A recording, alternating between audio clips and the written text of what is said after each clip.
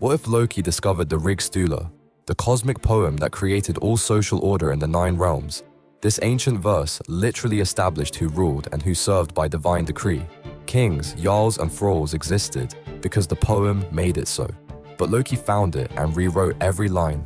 Instantly, slaves became kings while rulers became servants across all realms. The cosmic hierarchy flipped in seconds. Former thralls now commanded gods, while giants ascended to divine status. Odin himself was compelled to serve mortals he once ruled. The gods realized too late that their own power came from this poem's structure. They were helpless against its corruption. Loki became the supreme architect of reality, rewriting verses to elevate or destroy anyone.